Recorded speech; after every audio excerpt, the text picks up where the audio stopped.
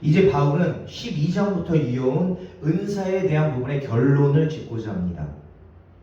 오늘 바울이 정리해주는 은사 사용 방법에 대한 결론, 이것을 함께 나눠보자면요. 첫 번째, 모든 은사는 조화를 이루며 사용되어야 한다는 것이죠. 자, 본문 말씀에는 당시 고린도 교회의 예배 상황을 좀 미루어 볼 수 있는 그런 부분이 여기 나오는데요. 26절 한번 읽어볼게요. 시작. 그런즉 형제들아 어찌할까? 너희가 모일 때에 각각 찬송시도 있으며 가르치는 말씀도 있으며 계시도 있으며 방언도 있으며 통역함도 있나니 모든 것은 덕을 세우기 위하여 하라. 아멘. 자, 뭐가 있습니까? 이때 예배에 뭐가 있대요? 찬송시도 있고 가르치는 말씀, 계시, 방언, 통역 등등. 자, 여기에 나와 있는 것은 예배 순서를 이야기하는 것이 아니고요. 예배 순서는 당시 참여자들에게 덕을 끼치는 범위 내에서 얼마든지 조정이 가능했습니다. 자, 단지 본문이 나타내고자 하는 것은 예배라는 것은 온갖 은사가 사용이 가능한 곳이다라는 것이죠. 자, 어떤 이는 찬양을 하고요, 어떤 이는 말씀을 선포하고요, 어떤 이는 찬양 봉사, 어떤 이는 식사 봉사, 어떤 이들은 청소 등등으로 굉장히 많은 곳에서 자신의 자신의 개성에 맞게, 자신이 받은 달란트에 맞게, 자신이 받은 은사에 맞게 이곳저곳 부서에서 교회를 이루고 예배를 이루어가는 것이 맞습니다. 바울은요, 예배 시간에 은사를 사용하지 말자라는 것이 아니고 오히려 그 은사를 잘 사용하자라는 것에 대해서 이야기하고 있는 것입니다. 그것이 27절부터 굉장히 세세하게 나와 있거든요. 27절부터 28절까지 한번 읽어봅시다. 시작. 만일 누가 방언으로 말하거든 두 사람이나 많아야 세 사람이 차례를 따라 하고 한 사람이 통역할 것이요, 만일 통역하는 자가 없으면 교회에서는 잠잠하고 자기와 하나님께 말할 것이요. 아멘. 자, 뭐에 대해서 나와 있어요? 방언에 대해서 나와 있어요. 방언에 대해서 사도 바울은 이렇게 결론을 냅니다. 첫 번째, 두 사람 혹은 세 사람이 차례를 따라 방언을 할 것이고, 그리고 한 사람은 통역하는 사람이 분명히 있어야 된다. 그러나 통역하는 사람이 없다면 방언은 교회 내에서는 하지 말고 그냥 하나님과 독대할 때, 하나님 앞에서 1대1로 기도할 때만 사용해라 라는 거예요. 자, 그리고 29절부터 30절이요. 예언하는 자는 둘이나 셋이나 말하고 다른 이들은 분별할 것이요, 만일 곁에 앉아있는 다른 이에게 계시가 있으면 먼저 하던 자는 잠잠할지니라. 아멘. 자, 방언에 이어서 뭐에 대해서 나와요? 예언이요. 자, 예언은 계속 말씀드리지만 우리가 말하는 미래에 일어날 일을 이야기하는 것도 물론 포함되지만 가장 중요한 예언의 사역의 그 색깔은 뭐냐? 말씀 선포입니다. 하나님의 진리의 말씀을 선포하는 거예요. 자, 그 말씀을 선포하는데 이 예언하는 자들도 둘이나 셋까지만 예언을 해라. 다른 이들은 두 번째, 그리고 다른 이들은 분별해라. 그 예언이 진짜 주님의 진리와 주님의 구원의 현장에 있는 그 말씀이 맞는지 분별해라 라는 것이고요. 세 번째, 그러나 계시가 임하면 먼저 하던 자들은 잠잠해라 라는 거예요. 자, 계시, 여기에 좀 보충 설명이 필요할 것 같은데요. 계시는 하나님이 주시는 통찰력. 하나님은 몇 사람에게만 계시를 주시지 않습니다. 많은 사람에게 주십니다. 자, 그러나 이 계시 받은 사람들이 막 자기가 계시 받았다고 막 선포하고 예언의 말씀을 선포하고 그러면 그 교회의 예배는 정신이 없겠죠. 그래서 뭐라고 얘기해요? 예언하는 사람의 수는 2-3명으로 제한해라. 계시를 받아서 예언의 말씀을 선포하는 사람도 뭐예요? 절제하라라는 거예요. 자, 남이 예언의 말씀을 선포하는데 계시가 임했어요. 자, 그런데 한두 사람까지는 허용하되 너도 계시 받았고 나도 계시 받았고 우리 모두 계시 받아서 다 그걸 선포하다 보면 예배의 질서가 무너지니까 그 계시 받은 사람도 예언의 말씀을 선포하는 사람도 절제 가운데 질서를 지키며 2-3 사람 계시 2명 그리고 또 예언 2명 뭐 이렇게 하면 총 5명 내로 제한을 하라라는 결론이 나오겠죠. 왜요? 예배 질서를 위해요. 그래서 뭐예요? 그 계시의 말씀을 선포할 때, 예언의 말씀을 선포할 때 누가 있어야 돼요? 분별하는 사람들이 있어야 된다는 거예요. 옥스퍼드 주석이 이 부분을 잘 정리해 둔 것 같아서 좀 실어왔습니다. 성령께서는 예배의 순서와 흐름을 결정하시고 조정하시며 나아가 예배 중에 예언을 통해 새로운 계시를 주길 원하십니다. 만약 예언하는 이들이 이를 인정하기만 한다면 그들은 단지 은사에 사로잡혀 자기 절제를 상실한 사람이 아니라 하나님의 계시를 효과적으로 사람들에게 전하는 책임 있는 존재라는 사실을 자각할 수 있을 것이다. 나아가 만일 바울이 제시한 본절의 원칙을 고린도 교인들이 그들의 예배에 적용했다면 예언하는 사람 중 한 사람이 예배 시간 전체를 독점하는 등의 오류를 막아 예언하는 자나 예언을 듣는 자들이 원활하게 의사소통을 하는 가운데 공적 예배와 질서를 회복할 수 있었을 것이다. 자, 뭐예요? 자, 너도 나도 계시의 말씀을 선포하고 너도 나도 예언의 말씀을 선포하고 너도 나도 성령님의 은사에 너무 감동감화를 받아가지고 너도 나도 공예배에서 막 선포하니까 뭐가 무너져요? 질서와 원칙이 무너진다는 거예요. 질서가 무너진다는 거예요. 누군가 들어왔을 때 그냥 돗대기 시장과 다를 바 없다는 거지. 그렇기 때문에 정리해서 잘 정돈해서 분별하는 사람과 통역하는 사람들, 자 방언하는 사람들은 통역하는 사람이 없으면 공적인 예배에서 방언을 하지 말라라기보다는 절제하라라는 것이고요. 예언의 말씀을 선포하는 사람도 2-3 사람으로 재현할 것이다. 단지 예언의 말씀을 선포할 때, 그리고 예언의 말씀을 선포하는 동안에 어떤 사람이 계시를 받아가지고 이걸 꼭 얘기해야겠다라고 하지만 분명한 것은 그 속에 분별력을 가진 하나님의 백성들이 있다면 그것이 과연 제대로 된 성령님의 은사인지 성령님의 은사가 아닌 내 생각인지 분별할 수 있다라는 것이죠. 중요한 것은 이러한 은사들이 다 따로 노는 것이 아니라 예배 때 허용되지만 독립적이되 상호 보완적으로 어떻게 조화를 이루며 질서 가운데 사용되어야 한다는 것입니다.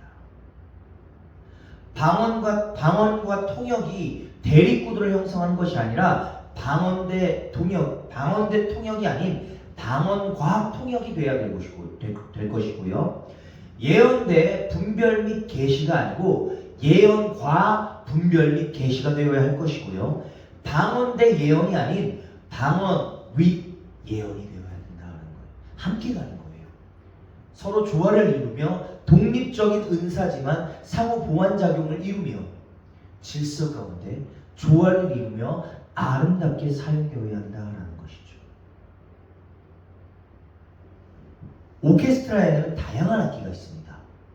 바이올린도 있고 비올라도 있고 트럼펫도 있고 첼로도 있고 뭐 등등등. 자, 그런데 만약 각 연주자가 자기 소리를 가장 크게 내려고 한다면 그것은 음악이 될 수 없죠. 그것은 소음이 될 거예요. 음악은 누가 더 잘하느냐가 아니라 함께 조화를 이룰 때에 진정으로 아름다운 소리가 되기 때문입니다.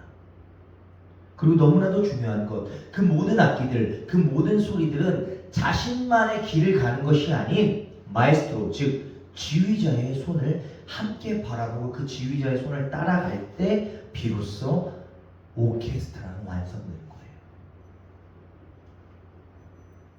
교회도 마찬가지입니다. 은사는 다양해요. 그러나 그 은사들이 자신들만의 길을 독립적으로 간다 한들 그 은사들은 불협화음을 내기 마련입니다. 그 은사들이 함께 조화를 이루며 하모니를 이뤄낼 때 비로소 그 은사들로 인하여 하나님께서 세우신 교회 공동체의 모습을 조금씩 갖춰나가지는 것이죠. 그리고 가장 중요한 건 뭡니까? 그 모든 은사, 그 모든 예배의 마에스트로, 지휘자는 누구예요? 성령님, 곧 하나님이시라는 거예요. 사랑하는 행복요리 여러분, 우리에게 각각 은사가 있다는 것은 분명 하나님의 놀라우신 은혜입니다. 그러나 그 예배는 개인의 은사를 증명하는 자리는 아니에요. 그 은사 가진 자들이 각각 자신의 자리에서 최선을 다하여 자신이 맡은 바 사명대로 그 은사를 겸손함으로 사용할 때 예배가 풍성해지고 교회는 단단해지는 것입니다. 저는 여기 모여있는 우리 모두가 먼저는 은사를 받았음을 감사함으로 여기기를 소망합니다. 그리고 그 은사가 각각 예배의 자리에서 조화를 이루며 사용되는 귀한 은혜가 있기를 주님의 마음으로 부탁을 드립니다. 자, 첫 번째, 모든 은사를 조화를 이루며 하모니를 이루며 사용되어야 한다라는 것이고요. 자, 그리고 두 번째, 약간 비슷한 얘기가 될 수 있겠지만 모든 은사는 하모니를 이루며 사용되되 주어진 역할 안에서 사용되어야 합니다. 자, 오늘 본문을 보면 바울이 약간 지금 우리의 상식으로는 조금 이해하기 어려운 이야기를 좀 하는 부분이 있거든요. 자, 34절이요. 여자는 교회에서 잠잠하라. 그들에게는 말하는 것을 허락함이 없나니 율법에 이른 것 같이 오직 복종할 것이요. 와우. 우리 남정네들이 정말 좋아하는 말씀이죠. 좋아할 만한 말씀이에요. 뭐래요? 여자는 교회에서 잠잠하래요. 자, 니들에게 말하는 것을 허락한 적이 없대요. 율법에. 그냥 복종하기만 하래요. 얼마나 이 남성의 위신을 세워주는 말입니까? 자칫 이 구절은요, 교회 내에서 모든 여성들에게 잠잠할 것을 강요하는 듯이 보일 수 있습니다. 그러나 아시죠? 그건 오해입니다. 문맥을 고려할 때 이 부분은 예언자들의 예언을 평가하는 일이 있었거든요. 그 당시 공청 예배 때 예언자들의 말씀을 평가하고 피드백을 나누며 마치 오늘날 우리의 소그룹 예배 같은 모임 형식이었던 것 같아요. 자, 서로 말씀을 나누고 그 말씀을 나눌 때에 서로 피드백해주고, 아, 너 그렇게 하니까 너무 은혜다, 너 그리고 그것은 하나님께서 이렇게 원하시는 것 같다, 막 서로 막 조언을 해주고 은혜의 말씀을 나누잖아요. 자, 문맥을 고려할 때 이 부분은 그때 당시 그 예언자들 말씀을 나누는 예를 들어 인도하는 자들의 그것을 평가하는 일에서 결혼한 여인들, 즉 아내들은 침묵하라라는 뜻입니다. 자, 모든 여인들은 교회에서 잠잠하라라는 것보다는, 자, 결혼한 아내들아, 너희들이 예언하는 것을 평가하는, 즉 말씀을 선포하는 것을 나눌 때에 피드백을 나눌 때 너희들 평가하는 일을 좀 자제하라는 것이죠. 그래서 엑스포지멘터리 주석은 이 부분을 이렇게 번역하고 있죠. 34절부터 35절 엑스포지멘터리 주석으로 읽어드릴게요. 아내들, 결혼한 여자들은 교회에서 잠잠하라. 만일 무엇을 배우려거든 집에서 자기 남편에게 묻을지니 아내들, 결혼한 여자들이 교회에서 말하는 것은 부끄러운 것이다. 자, 이것도 약간의 오해가 있어서요, 당시 상황을 조금 설명해 드려야 될 것 같아요. 자, 여인들 중에서 그 예언하는 말씀을 평가하는 일도 물론 있지만 여인들 중에서 그때 당시에 배우지 못해서 배움의 열정이 있어서 어떤 것을 배우기 위해 교회 공식 집회에서 이 사람 저 사람, 특히 남편 아닌 남자들에게 질문하며, 그건 왜 그렇게 돼요? 왜 그런 하나님의 뜻이죠? 그걸 어떻게 해서 하나님의 말씀이라고 할 수 있죠? 뭐 이런 예배가 진행되는 가운데 결혼한 아내들이, 남편은 집에 있고 결혼한 아내들이 교회에 와가지고 그 예배에 참석해서 열정을 가지고 참석을 하는데 질문을 하는 거예요. 그건 왜 그렇게 되죠? 그게 맞나요? 그게 맞나요? 어떻게 우리가 받아들이면 되죠? 뭐 이렇게 질문하며 좀 예배를 어지럽게 하고 소란스럽게 했던 경우가 좀 잦았던 것 같습니다. 그래서 바울은 이야기하죠. 35절, 만일 무엇을 배우려거든 집에서 자기 남편에게 물을지니. 아멘. 자, 이거는 믿는 자나 믿지 않는 자나 다 속하는 거겠죠. 자, 믿는 자들의 아내, 남편이 믿고 아내가 믿어요. 그런데 말씀에 대한 뜨거운 열의가 있어서 그 말씀에 대해서 막 물어요. 그런데 그 아내들아, 그런 거 그냥 집에 가서 너희 남편도 그것에 대한 훈련을 받았으니 가서 물어봐라, 개인적으로. 그리고 공적인 예배를 그렇게 혼란스럽게, 너무 어지럽게, 너무 분주하게 만들지 말아라오라는 거예요. 특히 믿는 사람들 가운데 자신의 남편이 한 예언에 대해서는 더욱더 그렇게 해야 됩니다. 만일 질문하거나 반론할 것이 있으면 집에서 하면 됩니다. 자, 반대, 남편이 막 예언을 선포하는데, 말씀을 선포하는데, 여보 그건 아니에요, 뭐 박 목사님 그건 아니죠. 그런 건 그냥 집에 가서 하라는 거예요. 너희가 똑똑하고 너희가 많이 배웠고 너희가 알고 있는 건 잘 알겠는데 집에 가서 남편에게 따로 해라라는 거예요. 부부는 일심동체인데 교회 같은 공개적인 장소에서 남편과 아내가 갈등을 빚는 듯한 모습을 보이면 그 당시뿐만 아니라 오늘날에도 그렇게 바람직한 모습은 아닐 거기 때문이죠.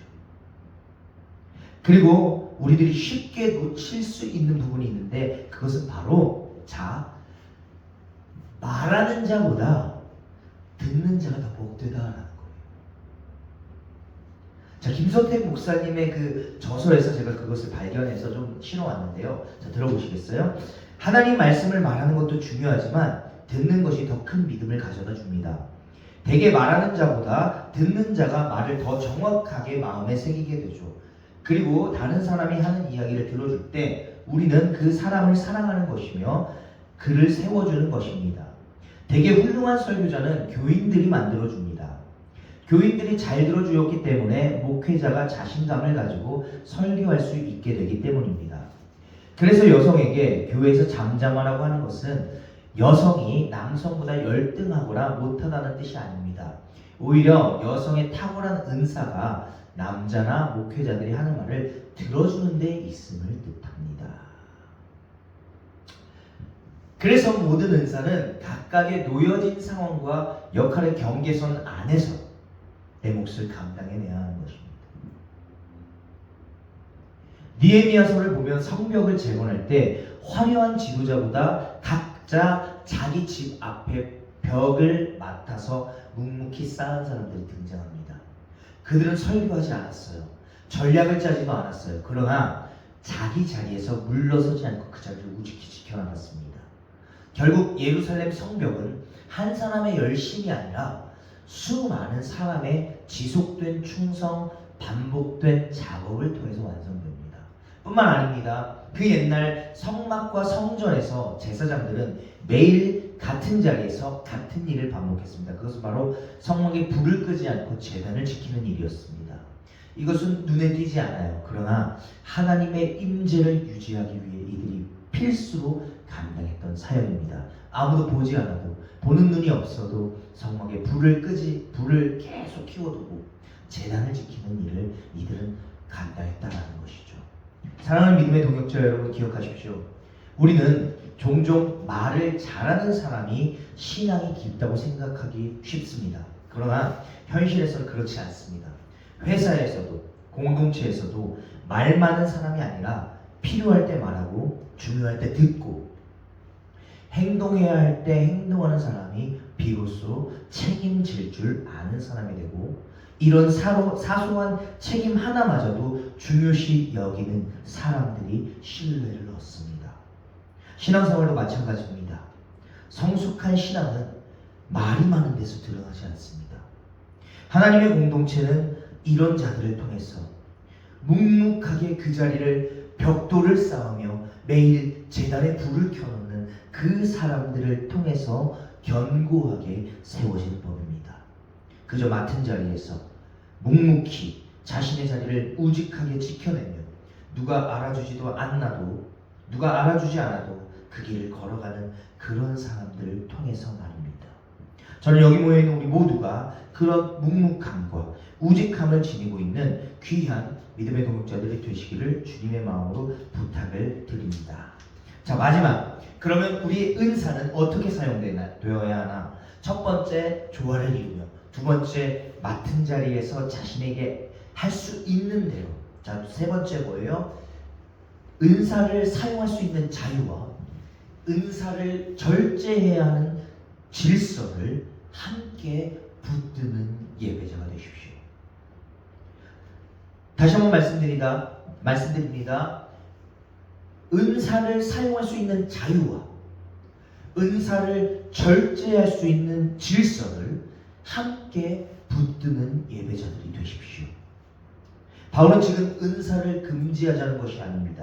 오히려 그는 이 은사가 아름답고 조화를 이루며 사용되기를 원합니다. 39절 그런즉 내 형제들아 예언하기를 사모하며 방언 말하기를 금하지 말라. 예언과 방언 둘 다 중요한 은사라는 것이죠.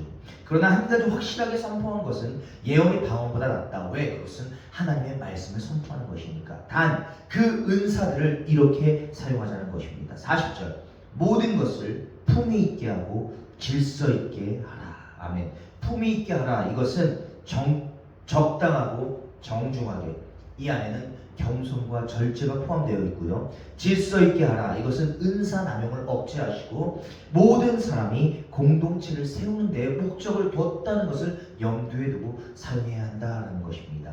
은사 받은 자가 세우는 것이 아니라 은사가 나타나는 자들도, 은사가 숨어있는 자들도, 은사가 없는 것처럼 보인 자들도 다 공동체 임원으로서 이 교회 공동체를 세워나간다라는 것입니다. 성경에 근거한 예배는요, 성경에 근거한 기독교 예배는요, 질서를 희생시키면서 자유를 추구하지 않습니다. 그렇다고 경건을 희생시키면서 즉흥성을 추구하지도 않습니다. 예언과 방언의 은사를 사용하는 일에도 그렇기 때문에 품위와 질서를 유지하셔야 합니다. 그래서 은사는 사용하되 그 모든 은사가 말씀의 질서 아래서 정리가 되고 절제가 되어야 한다라는 것이기도 합니다. 오늘 우리 예배는 각각의 예배자가 각각의 장소에서 드리는 것이기도 하지만 함께 예배하는 공동체이기 때문에 내가 좋은 것을 한다고 공동체가 세워지는 것이 아니고요. 내가 좋은 것은 때로는 절제하면서 공동체를 세워나가야 하는 힘이 있어야 한다라는 것입니다. 마치 교통신호가 없으면 우리가 더 자유롭고 활발하게 돌아다닐 것 같지만 그렇지 않죠. 실제로 교통신호가 없다면 사고가 끊이지 않게 될 것입니다. 신호가 있을 때 우리는 조금 느리고 더딘 것 같지만 더 안전하게, 그리고 더 멀리, 더 오래 갈 수 있습니다. 예배 질서도 마찬가지입니다. 우리가 사용할 수 있을 때 마음껏 사용하되, 사용하고 싶지만 굳이 사용할 필요가 없어 보일 때, 내가 이것을 사용함으로 인하여 공동체에 유익이 되지 않는다면 절제할 필요가 있다는 거예요. 그래서 은사를 사용할 수 있는 자유와 은사를 절제해야 하는 질서를 같이 붙드는 예배자가 되라는 것입니다. 사랑하는 성도 여러분, 그리고 믿음의 동역자 여러분, 자유와 질서를 함께 붙드는 예배자들 되십시오. 은사를 사용할 수 있는 자유, 그러나 그 자유를 남용하여 교회에 혼돈을 주는 것이 아닌 그 자유를 때로는 절제하면서까지 공동체를 지켜나가고자 하는, 공동체의 유익을 끼치기 위한, 그래서 교회를 세워갈 수 있는 귀한 믿음의 일꾼들이 되시기를 소망합니다. 저는 오늘 우리 예배가, 우리의 섬김이, 그리고 우리의 은사가 복음 안에서, 말씀 안에서, 예배 안에서, 공동체 안에서, 그리고 우리의 삶 안에서 믿음과 신앙의 선순환을 일으킬 수 있는 귀한 믿음의 동역자들이 되시길 주님의 마음으로 간절히 부탁을 드립니다.